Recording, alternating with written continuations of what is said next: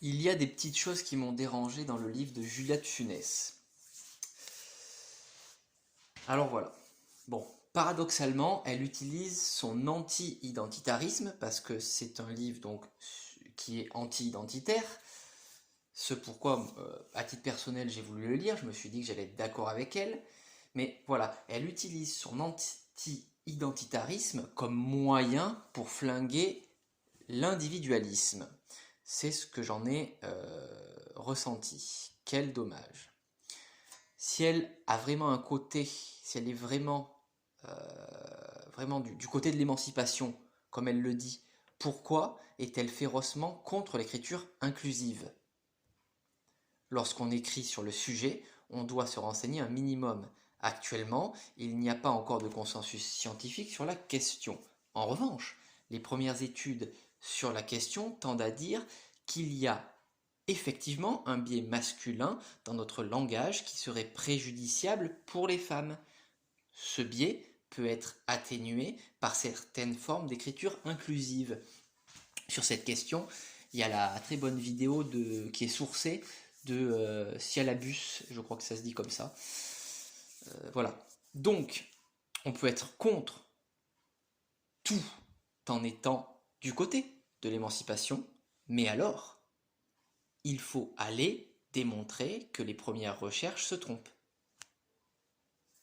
Aussi, mais ce n'est pas le cas de Julia Tunès, on peut être contre l'écriture inclusive tout en étant contre l'émancipation. Dans ce cas-là, il n'y a pas besoin de nier la science, puisque la possible soumission des femmes n'est pas un problème. Dans son cas, Julia ferait mieux de ne pas se positionner sur la question, vu qu'elle ne s'est pas renseignée scientifiquement. Aussi, si elle dit ne pas nier l'existence de la dysphorie de genre, alors pourquoi montre-t-elle une telle sévérité envers les gens qui refusent d'être caractérisés ou identifiés uniquement par ce qu'ils ont entre les jambes? Elle dit, donc je la cite, penser que l'identité procède d'une volonté ne mène là encore qu'à une impasse.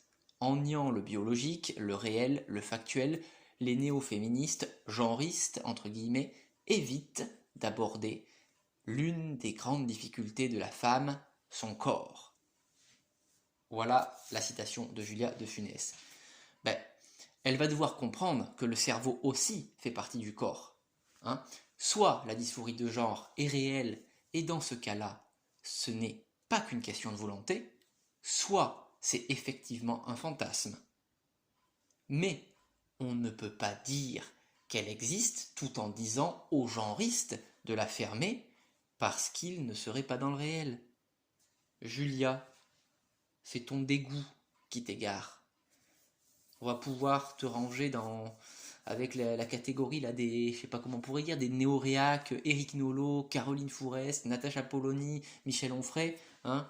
Bon, ouais, pour finir, et là je pense que Julia de Funès devrait être d'accord, ce n'est pas l'identité en soi qui est problématique, c'est le fait de lui donner trop de valeur, de juger majoritairement à partir d'elle, euh, ou même de la figer, et de juger comme font par exemple certains woke. Et là, bon, dans ce cas-là, elle a raison, enfin, par rapport à son idéologie, elle a raison d'être contre eux dans ce cas-là, quand ils se mettent à juger à partir d'eux, s'ils veulent mettre des quotas, s'ils veulent augmenter les salaires en fonction d'une couleur de peau ou de autre chose. Voilà, comme peuvent le faire à l'envers, mais toujours dans la même façon, les hémouristes, l'extrême droite qui va favoriser les gens qui sont vraiment français, donc la préférence nationale. Voilà, et en ça, les wokistes et les hémouristes peuvent se rejoindre. Bon, je dis hémouristes, mais vous avez bien compris, extrême droite, peuvent se rejoindre. Voilà, donc moi ce que je pourrais rajouter, c'est que, et là aussi je crois qu'elle serait d'accord, donc l'identité est un concept assez abstrait, et chacun doit pouvoir se définir comme il le veut, dans la limite de la réalité, qui, elle, la réalité, nous fait rentrer dans du concret. Un homme ne peut pas se définir comme étant un cheval, en revanche, un être humain qui a un pénis est sexuellement un homme.